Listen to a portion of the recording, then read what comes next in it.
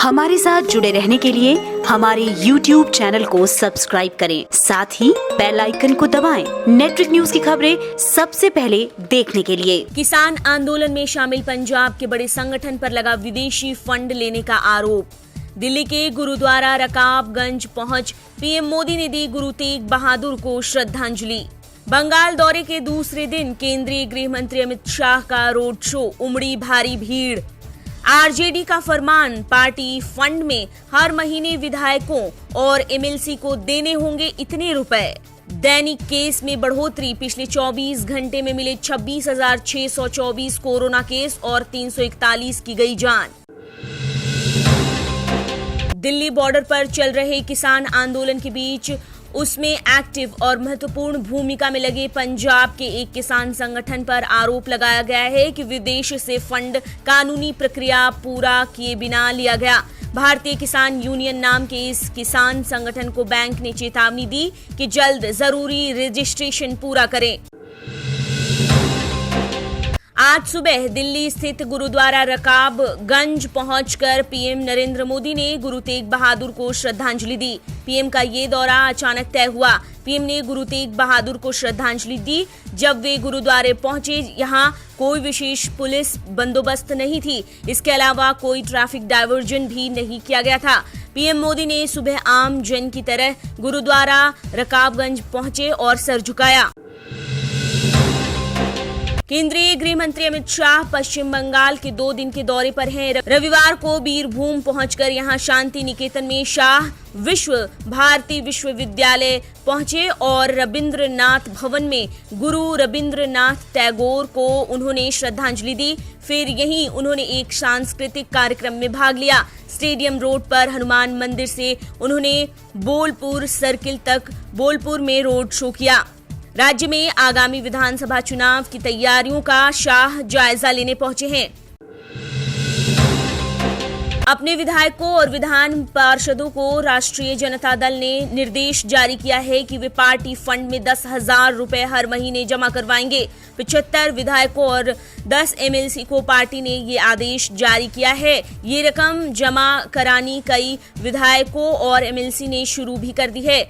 सभी विधायकों को पहले पार्टी ने 25,000 रुपए महीना जमा कराने का निर्देश दिया, पर विरोध पर रकम घटाकर 10,000 रुपए प्रतिमाह किया गया।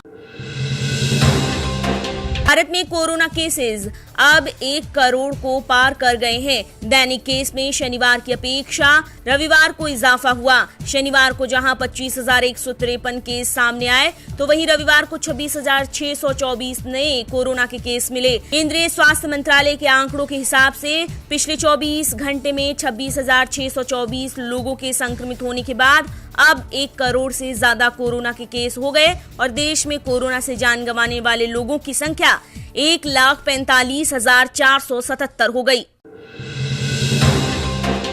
बीते कुछ महीनों में भोपाल से बीजेपी सांसद साध्वी प्रज्ञा सिंह ठाकुर रेटिना के पिछले हिस्से में इन्फेक्शन का दिल्ली एम्स के डॉक्टरों की निगरानी में इलाज करवा रही हैं। इसी के तहत 2 दिन पहले सांसद रूटीन चेकअप के लिए दिल्ली पहुंची, पर जांच के बाद उन्हें एडमिट कर लिया गया। उनका कोरोना टेस्ट किया गया जो कि नेगेटिव है, पर पूरी तरह स्वस्थ होने तक साध्वी को एम्स में कुछ दिन रहना होगा।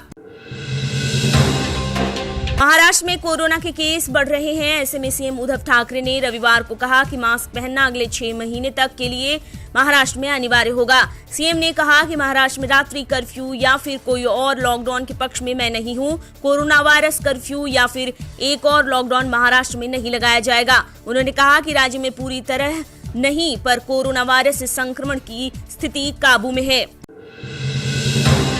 गुवाहाटी में करीब 20 एलपीजी सिलेंडरों में विस्फोट हुआ, जिससे भीषण आग लग गई और करीब 66 झुग्गियां जल गईं। शहर के जलू कबाड़ी में ये घटना हुई, जिसमें किसी के हताहत होने की खबर नहीं। एक झोपड़ी में आग लगी, फिर कई झोपड़ियों में फैल गई, फिर उन घरों में रखे गए घरेलू एलपीजी सिलेंडर में विस्फोट हो गया, जिससे आग भीषण हो गई। करीब 3 घंटे में 14 दमकल गाड़ियों ने आग पर काबू पा लिया। गुजरात के जामनगर में उद्योगपति मुकेश अंबानी की कंपनी रिलायंस इंडस्ट्री लिमिटेड एक चिड़ियाघर बनाएगी। दावा है कि ये दुनिया का सबसे बड़ा चिड़ियाघर होगा। भारत और दुनिया भर के जानवरों, पक्षियों और सांपों की इस चिड़ियाघर में अलग अलग प्रजातियां होंगी। मुकेश अंबानी के छोटे बेटे अनंत अंबानी का ये ड्रीम प्रोजेक्ट है, जो जामनगर में मोती खावड़ी के कंपनी के रिफाइनरी प्रोजेक्ट के पास करीब 280 एकड़ भूमि पर बनेगा। भारतीय समुद्री क्षेत्र में गुजरात तट के पास घुसे एक पाकिस्तानी मछुआरे को उसकी नाव के साथ धर लिया गया, जिसके बारे में रविवार को बीएसएफ ने जानकारी दी। जानकारी के मुताबिक सर क्रीक इलाके में उसे शनिवार शाम को गश्ती के दौरान बीएसएफ की गुजरात सीमा के कर्मियों ने पकड़ा। पकड़े गए शख्स की पहचान पड़ोसी देश के सिंध क्षेत्र के 35 साल के खालिद हुसैन के तौर पर की गई है।